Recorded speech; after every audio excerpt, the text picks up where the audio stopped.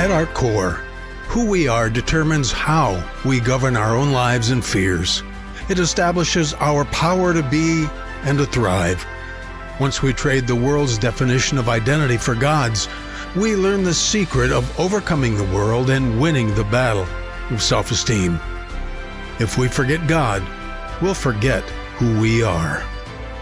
Thanks for joining us on Life Journeys, a podcast about thriving through the worst pain that life brings. With global initiatives threatening big changes to our way of life, we're going to need to activate Jesus' words about mountain-moving faith. Words That Work is the ongoing series on Life Journeys that is rooted in releasing revelational words of faith that will work every time and with everyone. It's about moving the mountains that keep us from the presence and goodness of God. It's about defining our life purpose and identity through encountering Him until we have the power to move the obstacles that are destroying our liberty and hope. This is about far more than mere gender identity. If we don't know who we are as people, we're not going to know who we are as families, and if our families lose their identity, our nation will follow. How important is it to you to know who you really are?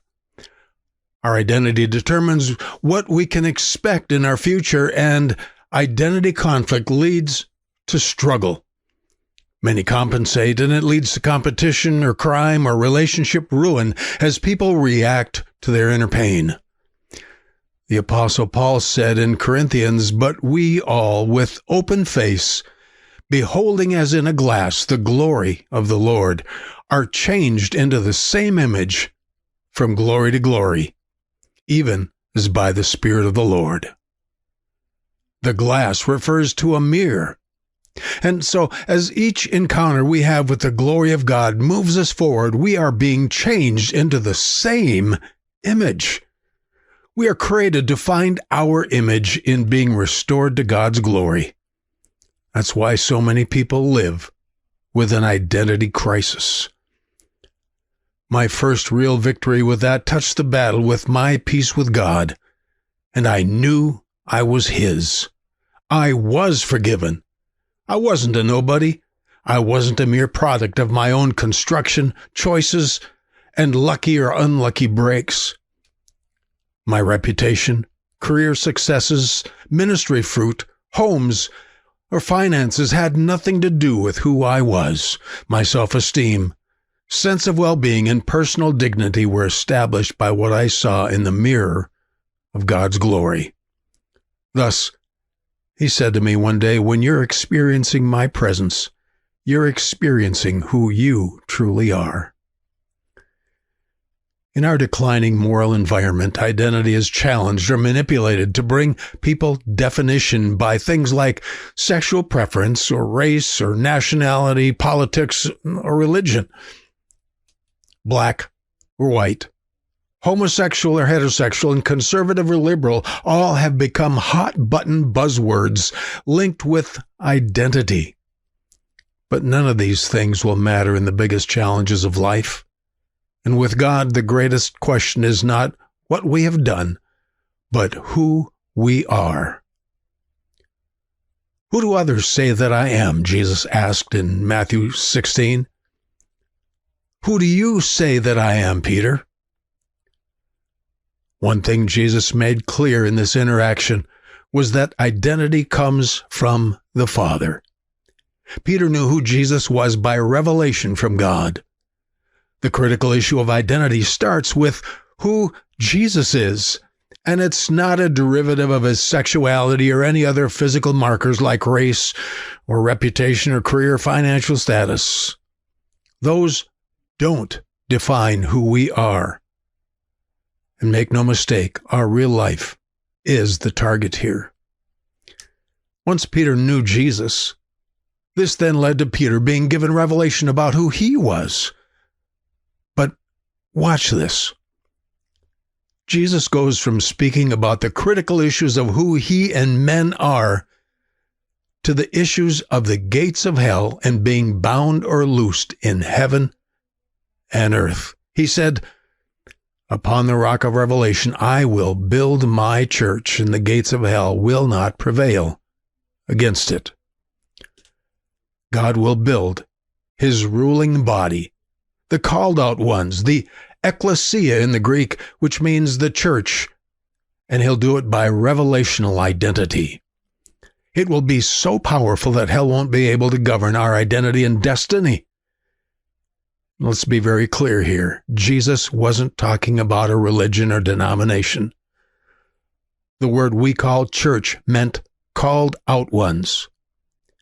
The people of the day understood it to mean God's ruling body. And we're not talking civil government.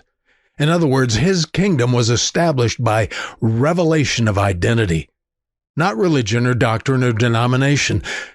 And at our core, who we are determines how we govern our own lives. It establishes our power to be, to control ourselves, and to thrive. That's why the devil is messing with people's identities so much these days. It's at the heart of reversing the decisions of hell about who we really are. We've got to press in until Jesus is so real to us as our very life definition that we are secure enough to love even our enemies. As Jesus began telling them he was going to suffer and die, Peter rebuked him. Jesus answered, and it still speaks to us about what our real life is. He said to Peter, "Get behind me, Satan, for you're an offense unto me. For you savor not the things that are of God, but those that are of men. For whosoever will save his life shall lose it, and whosoever will lose his life for my sake will find it." It's actually satanic to esteem our lives on earth like the world does. Don't ever again let your life value be measured by your physical infirmities, your suffering, or your carnal achievements. Jesus said that which is highly esteemed among men is an abomination in the sight of God. What we consider life is not what God considers it. It's so much higher. Your life is intended to be so much higher. All this goes to tell us that we have great hope. Our physical or financial afflictions and threats have no bearing on our real life. God spoke through Isaiah and said, "You are precious in my sight." Speaking to his people, he said, "You have been honorable, and I have loved you." Jeremiah says, "I have loved you with an everlasting love."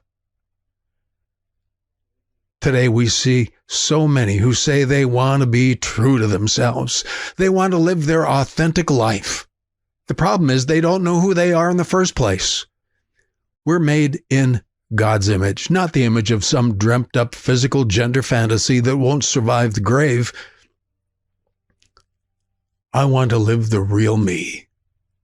Part of our true honor is derived from the fact that we have a part of God himself intertwined with our being if we're born again. We are made one with Christ. We've received his glory, and his Spirit dwells in us. The real us can be free from sin and guilt by faith alone. Our feelings do not define us. God's love does. One day these words came in a time of great uncertainty in my life. Don't be afraid. You are mine. That's identity. Thank God that I'm not defined by my health, wealth, or reputation. My hope is not found in how I feel, how much money I have left, or what others are saying about me. My body has felt miserable and very weak this last month, but that is not the real me. The only time I'm fearful, miserable, angry, or hurting is when I put blinders on who I am. People say my feelings are my true self. That's a total lie.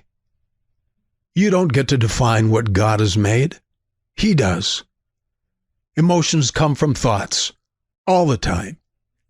The Bible says, "Be transformed by the renewing of your mind." Physical desires come from where we've put our mind. Today, some people are so concerned about others using the right pronouns because of an identity crisis. They want the world to validate and normalize their immorality. Many temptations come back to an identity crisis.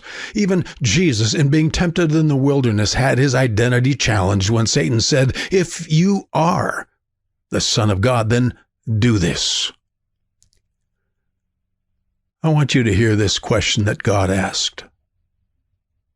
Who are you that you should be afraid of a man that shall die?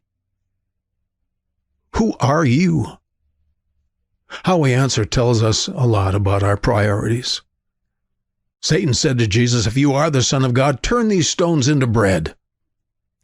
But what if he had performed the miracle?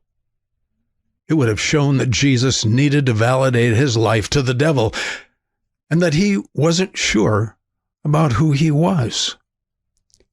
It would have also opened us all up to need to have a miracle to prove who we really are. Whenever we accept the world's deceptive lies that tempt us to do something to prove our identity, listen, it's a victory for the devil. God asked the question, who are you that you fear mere mortals? Human beings who are but grass, that you forget the Lord, your Maker, that you live in constant terror every day because of the wrath of the oppressor, who is bent on destruction. Who are you? God asks. You live in constant terror because you've forgotten the most basic concept of human identity. You were made by the one who created the heavens and the earth. Who we are is nurtured by who we accept as our source, our parents and our creator, or some twisted societal construct. That's why atheism is so destructive to the very core concept of personal identity. It's the voice of Satan saying, if you are who you say you are, then why are you suffering? You should have a miracle if you've come from God. So we see that on the day Satan challenged and tempted Jesus, he was challenging the very identity and principle of creation itself. And we see it all over today. Who you are is about who you came from and who guarantees your present life. It's about who's giving you peace, contentment, purpose, and hope. Mess with that and you mess with everything about human existence and about nations. Realistic identity provides the resources for freedom from all fear, deliverance from every transgression of life, and the sure reward of eternal life. Real and honest identity gives a man confidence, courage, hope, peace, power, and purpose, and he becomes one of the great manifestations of truth in all the world. His identity witnesses the glory of God to the world. His fearlessness gives rise to his integrity in every fiery trial. The gates of hell do not prevail against him, for he is living by the revelation from God, not by opinions, lusts, and theories that appeal to the basest of carnal desires. His very being is higher than the intellect of men, the latest pop science discoveries, and the most vehement social waves. Who are you that you are afraid of a man? The implication is clear. Men can't hurt you when you're living in your true identity by faith. There is a place in God where a person is living the power of his real life, the life of Christ, where the Spirit of God so completes him that nothing this world does will defeat him. Once you trade your life for his, your definition of identity for his, you have learned the secret of overcoming the world. John says, greater is he that's in you than he that's in the world. And for whatsoever is born of God overcomes the world. I, for one, am not going to let the suffering that I experience in this world define who I am or what it means to experience the conquering power of the living Christ in my soul. Don't forget your Maker and thereby who you are. If we forget God, we'll forget who we are. It would seem clear. Fear is the result of man's pride. You want to think so arrogantly about your own self that you're willing to be confined to your fears? Put the attention on yourself and you'll live in fear. Accept that you're created by God, not yourself, and you'll live in peace. Getting your identity from anything other than God is just denying Him. It really does no good to say, well, I was born that way. Nonsense. We were all born sinners and need the saving grace that brings about our transformation into the children of God. Just because we're born that way doesn't mean we have to live and die that way. We don't live by rights. We die by our rights, for they are what we deserve. We live by privilege, the privilege of grace and mercy by the cross. You can unlock the presence of God in your life. There are revelation principles that remove the mountains, keeping us from joy, hope, peace, and purpose when our world gets turned upside down. Look for these words that work with Pastor Hardika as he shares what has helped him when life got hard. And don't forget to check out his book, The Fortress and the Firebrand, available on Amazon and Barnes & Noble. Thanks for listening to Life Journeys. Find new episodes every Saturday. And if you're new to this series, it begins with the September 16th episode. At our core, who we are determines how we govern our own lives and fears. It establishes our power to be and to thrive. Once we trade the world's definition of identity for God's, we learn the secret of overcoming the world and winning the battle of self-esteem. If we forget God, we'll forget who we are.